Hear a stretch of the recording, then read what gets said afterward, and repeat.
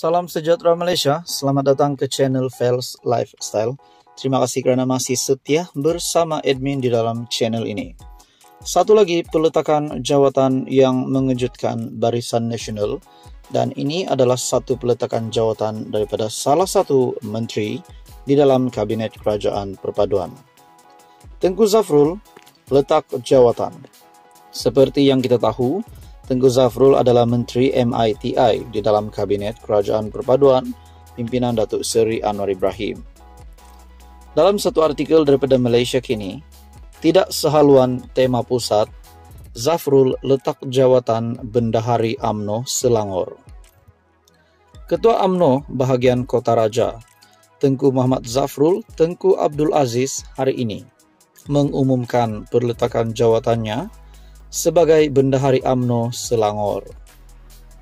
Dalam satu hantaran di Facebook, Menteri Pelaburan, Perdagangan dan Industri itu berkata, ini kerana dia melihat perancangan kebangkitan parti itu di Selangor sebagai hambar dan tidak sehaluan dengan tema di UMNO Pusat.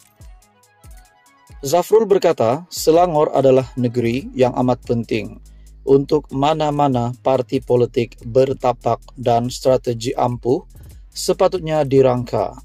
Lebih-lebih lagi selepas keputusan pilihan raya negeri tahun lalu. Sewaktu saya dipilih sebagai ahli majlis kerja tertinggi UMNO dari Selangor dan dilantik selaku Bendahari UMNO Selangor lebih setahun dahulu, saya telah meletakkan satu matlamat untuk menyumbang kepada kebangkitan UMNO di negeri Selangor. Anda boleh lihat kenyataan Tengku Zafrul sendiri melalui laman media sosial Tengku Zafrul. Dalam artikel ini lagi, ia sewajarnya menjadi tanda jelas bahawa sesuatu perubahan perlu dilaksanakan dengan segera. Antara lain, tawaran kepada pengundi Selangor harus dibina dengan lengkap uji dan disemak dengan pemegang taruh. Kerjasama dengan parti-parti lain mesti diperkuat, bukannya dilemahkan, atas angan-angan bahawa masalah UMNO terletak pada hubungannya dengan parti lain. Apatah lagi, sedangkan hubungan itu sudah wujud di peringkat pusat, katanya. Zafrul berkata, begitu banyak bergantung kepada sikap dan pendekatan kepimpinan UMNO negeri.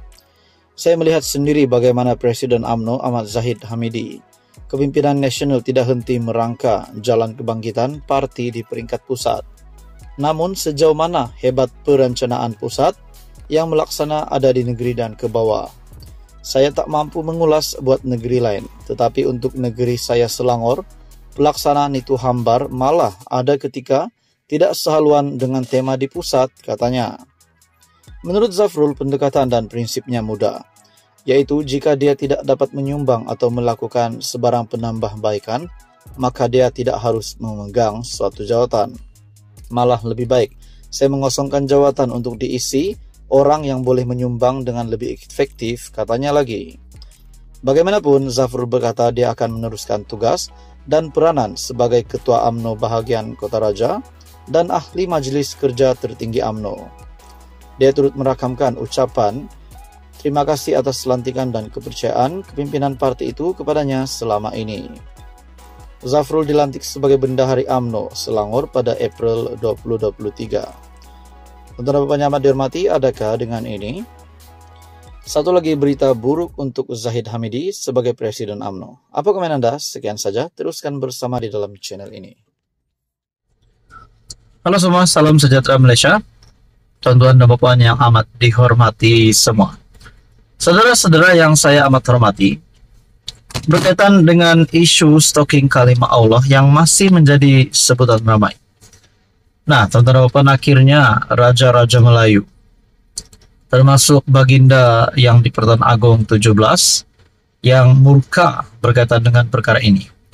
Dan terbaru Sultan Pahang dalam satu artikel perkongsian daripada Malaysia Kini yang bertajuk Sultan Pahang, duka cita insiden serangan pada Kekemat.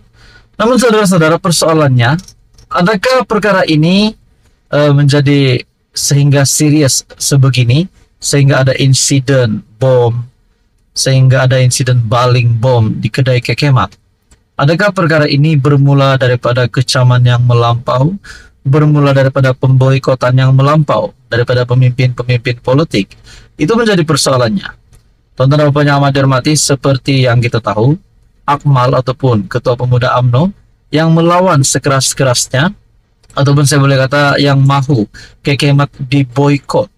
Pada akhirnya, dalam satu artikel daripada FMT, Akmal harus letak jawatan seperti dijanjikan, kata T. Senator itu turut mempersoalkan sama ada UMNO harus dipertanggungjawabkan karena menyokong pendirian ketua pemudanya. Ketua Pemuda UMNO, Dr. Akmal Saleh, harus meletak jawatan berikutan peningkatan ketegangan kaum dan kejadian beberapa cawangan kedai serbaneka kekemat dilempar bom petrol baru-baru ini, kata Senator T. Lian Ker. Akmal harus bertanggung jawab dan berundur diri daripada jawatan seperti yang dijanjikannya. Ada ramai lagi pemimpin pemuda UMNO yang lebih bertanggung jawab dan tidak bengkeng, kata bekas naib presiden MCA itu di platform media sosial X. T merujuk kepada laporan utusan Malaysia awal bulan ini yang memetik Akmal sebagai berkata beliau lebih rela hilang jawatan daripada tidak mempertahankan Islam dalam isu stalking tertera kalimat Allah. Adakah ini satu gesaan untuk Akmal, Ketua Pemuda UMNO, untuk meletakkan jawatan? Akmal dilaporkan berkata, walaupun perjuangannya mempertahankan kalimat suci, Islam itu akan menjejaskan hubungan antara parti dalam kerajaan perpaduan.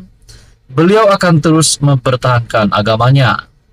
Saya tidak kisah di EP atau mana-mana menteri mahu serang saya.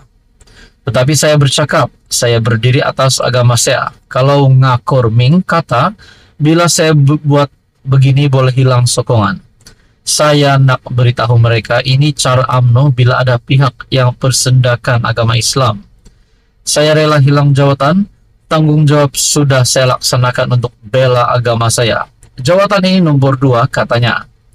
Dia juga mempersoalkan sama ada UMNO turut harus bertanggung jawab kerana menyokong Akmal dan mengesahkan kenyataan dan ucapan berbaur kebencian yang dikeluarkannya itu. Adakah MCA dan MIC juga perlu dipertanggungjawabkan kerana gagal bersidang dan menetapkan pendirian atas semangat BN?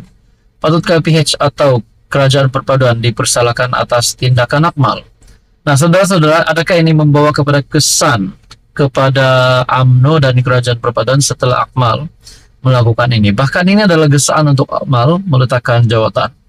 Akmal harus letak jawatan seperti dijanjikan, kata T. Apa komen Anda? Tonton Bapak, teruskan bersama di dalam channel ini untuk info yang seterusnya.